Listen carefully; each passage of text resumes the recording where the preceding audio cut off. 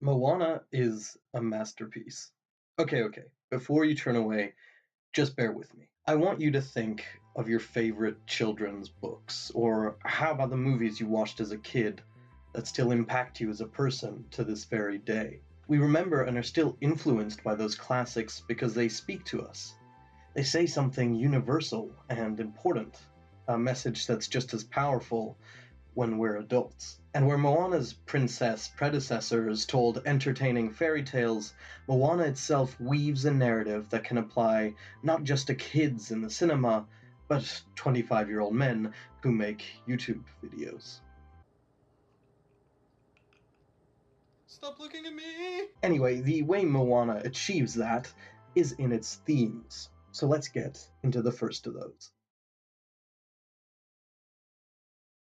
Moana shows us that it's not just human potatoes wearing ginger wigs who want to build that wall. Moana's own people used to be great explorers. They'd sail the Pacific, discovering new islands and forging new paths across the sea. But now they've built a wall for themselves. They want to keep the dangers of the sea away, and so no one goes beyond the reef. The real-life parallels are obvious here, whether it's leaders building literal walls or the fact that we used to be space explorers, but no one leaves Earth orbit anymore. We've built walls, just like Moana's people on Motunui. But the walls aren't just around us, they're inside of us as well. When we first meet Moana, she feels lost, even though she's an island princess with a people who trust her and a purpose assigned to her. And that's because her role was chosen for her. Instead of being who she wants to be, she, to quote her father, learned who she was meant to be. She's told her dreams of sailing and voyaging on the sea can't come true, and that she needs to learn to accept her role on the island. This wall is personal, and it's one that looms over many of us as we grow up. The curiosity and idealism of our childhoods is overcome by the pragmatism within the walls of adulthood. The dreams we had go into a little box, and we pretend they aren't there anymore. But Moana says screw all that garbage and chooses to break right through the wall. And the thing is, at first she fails. As she's leaving the reef, her boat capsizes. But she goes again, and this time she makes it. She doesn't give up on her dream, and she pushes through the physical wall of the reef. It's only later in the movie, when all seems lost, when she's tried and tried, but Maui has left her and a demon of fire, Taka, has almost killed her, that she breaks through the second, more personal wall. Instead of fighting it, she accepts who she is. She realizes the call to explore isn't some great evil. It's a call that's coming from within her.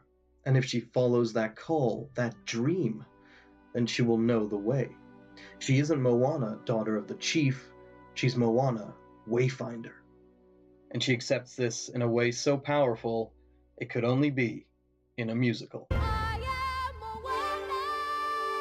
In accepting herself and following her dream, Moana inspires viewers to do the same.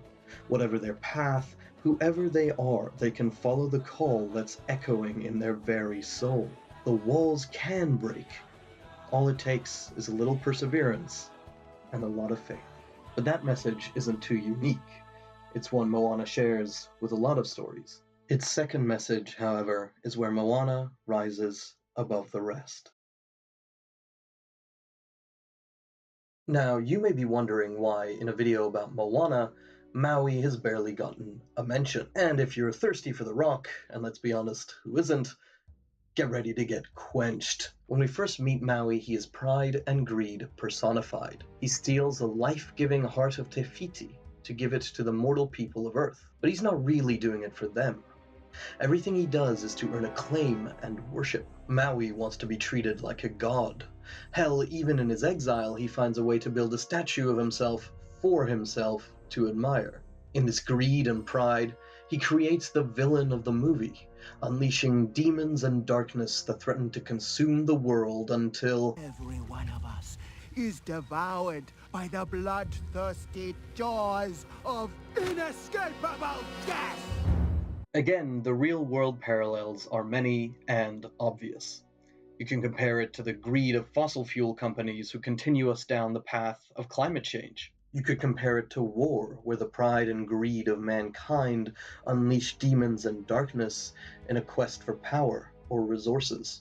All of these calamities are caused by men who want to be gods. And, like Maui, they all proudly sing "You're welcome" for everything they've done, instead of facing the fact that their pride and greed are what's plunging the world into darkness. Compare that to Moana, who from the very beginning, as a child, chooses to save the life of a baby turtle, instead of pursuing greed and going for a seashell she really wants. That kindness and empathy is why the sea chooses her to be its champion, and it's also why the final message of the movie is so powerful. And that message is that you don't defeat the darkness in an epic fight.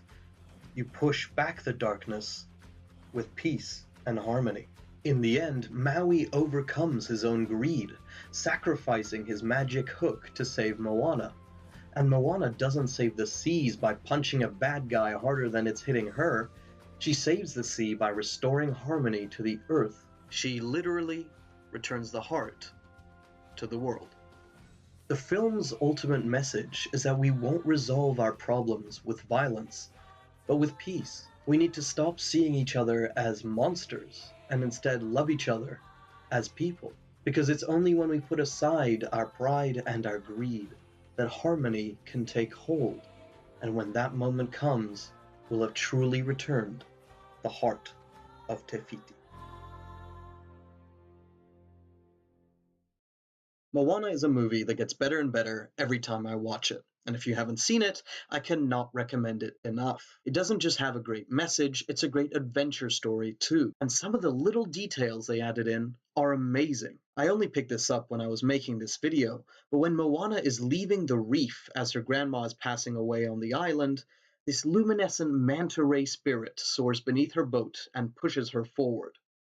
We find out later in the movie that that ray spirit is her grandma's. So, going back to the start, as she passes away, Moana's grandma's last act is to both literally and figuratively push her granddaughter forward to chase her dream. And when I realized that, I had to pause the movie and cry like a baby.